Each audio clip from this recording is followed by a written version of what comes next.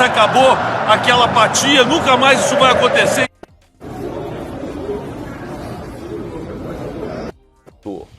Ô Benja, é o seguinte, é atitude.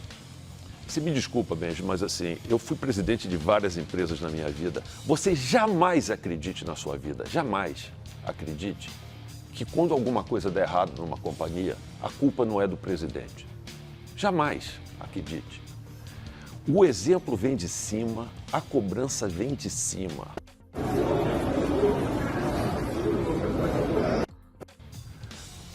Uma coisa que eu noto e que parte de cima e percola por toda a estrutura do futebol do Flamengo chegando até os jogadores é falta de cobrança. Eu acho que essa saída do Sampaoli ou não, ela vai passar muito pelo Rodolfo Landim.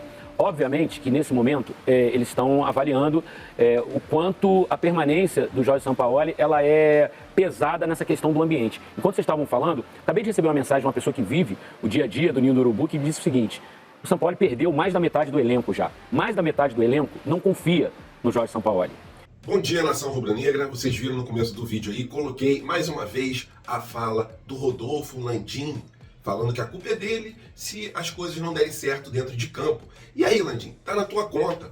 Você é o principal culpado por essa situação. Ano passado, a gente tinha um técnico campeão da Copa do Brasil, campeão da Libertadores da América, e o que o senhor e o Marcos Braz fizeram?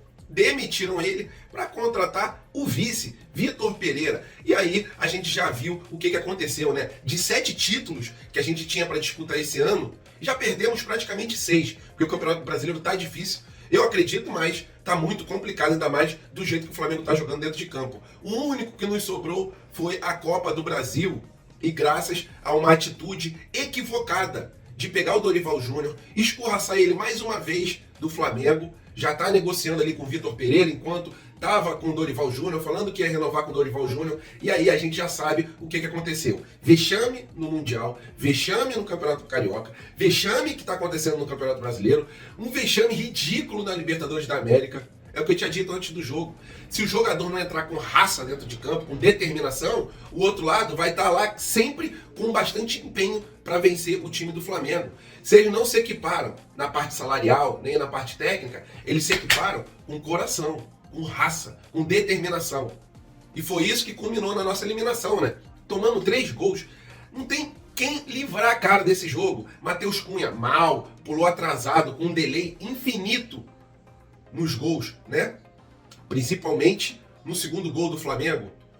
Ridículo, ridículo o jeito que o Matheus Cunha pulou ali na bola. E também não dá para salvar ninguém do time. A zaga muito mal, ninguém pula para disputar a bola de cabeça num jogo crucial pro ano do Flamengo. Muito difícil o momento que a gente está passando. A torcida não tem culpa do que está acontecendo, a torcida acompanha para todos os lugares. Quem não merece essa torcida é o time, são esses jogadores que cada um recebe mais de R$1 milhão. Gabigol está quase indo para R$2 milhões por mês para receber com essa renovação que ele provavelmente faça. Como pode o Sampaoli, por mais que tenha errado o Pedro, como é que pode o Sampaoli não colocar o Pedro, o artilheiro do Flamengo na temporada de 2023, o rei da América, num jogo importantíssimo desse, deixar ele no banco? E para quem acha que o Pedro riu depois do jogo, é mentira, tá? Aquele lance que o Pedro estava rindo foi na hora do aquecimento, antes da partida. Não dava para um jogo desse ter o Pedro no banco até o final do jogo e não o colocar, a gente precisando de um gol. Mas estava na cara que a gente poderia jogar 2, 3, 4, 5 horas que o time ia continuar pateticamente andando em campo numa partida decisiva. Ninguém se salvou. Nem os laterais, nem o Wesley, nem o Felipe Luiz, né, que sempre entra em partida decisiva da Libertadores e é explorado pelo seu lado. Meio campo, ninguém se salvou, nem a Arrascaeta. Gerson, então, e Thiago Maia. Thiago Maia foi até menos ruim ali no meio de campo. Mas Gerson, Arrascaeta muito mal, Everton Ribeiro muito mal, lento pra caramba.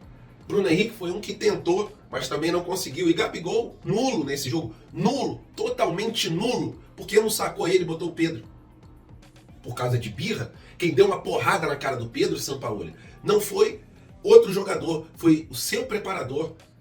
E aí o Pedro é punido e punido e punido de novo, porque não entrar para esse jogo é punir o Pedro e a torcida do Flamengo. Agora tá aí, multa milionária para mandar o Sampaoli embora, provavelmente o Flamengo não vai fazer, porque já teve uma reunião e o Landim bancou o Sampaoli para o restante da temporada. Agora é o seguinte, né?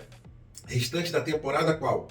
O Flamengo perde aí para o São Paulo e se der ruim para o Grêmio, esquece. O Sampaoli não tem como ficar no time do Flamengo caso aconteça um revés nesses jogos.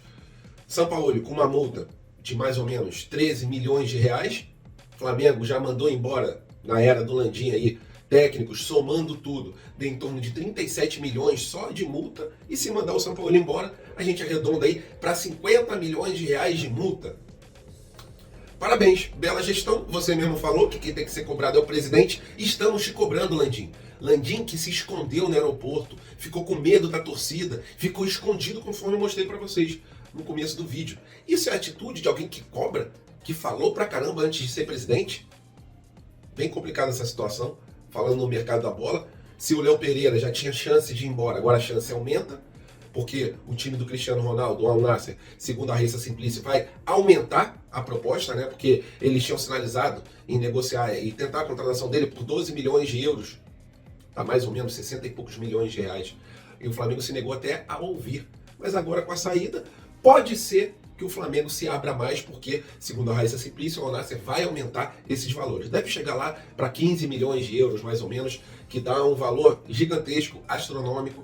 O valor do salário que o Al Nassr sinalizou para o Léo Pereira é um valor bem alto também.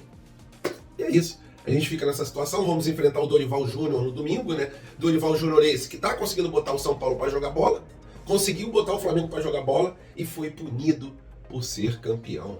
Queria saber a opinião de vocês. Se vocês estivessem na diretoria do Flamengo, mandavam agora o São Paulo embora ou esperavam mais um pouco para ver o que vai acontecer, que acredito eu que seja isso que a diretoria está planejando, né? Vai ver o que vai acontecer contra o São Paulo, vai ver o que vai acontecer contra o Grêmio, e dependendo disso, o Sampaoli é mantido ou não. Porque a diretoria tem gostado bastante dos treinos do Jorge Sampaoli. Só que, segundo o próprio Eric Faria, o Sampaoli já perdeu mais da metade do elenco.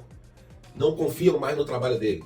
E aí, sem confiança, fica complicado para o time conseguir ali cumprir as táticas que o São Paulo lhe pede, né? Tática essa que não existiu contra o Olímpia. Era um time morto, um time enfraquecido psicologicamente, com o vestiário aí dando na cara que não está numa simbiose como estava antigamente. Bem complicado isso. Gabigol pode ser punido, né? Nem falei de arbitragem, mas o árbitro foi uma merda, né? Vilmar Rodan, uma merda. Horroroso, já tinha avisado antes do jogo. E presidente da Conmebol é torcedor do Olímpia. O árbitro foi péssimo. Como que expulsa o Sampaoli numa situação daquela, né? Mas parecia que era um jogo ali de cartas já marcadas. Morreu o assunto de arbitragem, porque o Flamengo não mereceu se classificar, mas o Gabigol falou que foi um roubo após o jogo e provavelmente seja punido pela Conmebol, né? O Flamengo foi punido pela arbitragem, agora o Gabigol provavelmente vai ser punido porque vai ser investigado pela Gabigol, pela Conmebol, pela sua fala, ok? É isso, galera, não tem muita coisa para falar nesse vídeo, estou muito chateado, meu dia ontem foi péssimo, os jogadores vão dormir com o travesseiro forrado de dinheiro e o torcedor cada vez mais chateado, né, e triste por ser chacota diante de um time que não tem sangue. E o Hemorrio mandou muito bem, né? Botou lá que o Flamengo tá precisando de um pouquinho de sangue, né? Aí botou uma bolsa de sangue para oferecer para os jogadores sem sangue do Flamengo.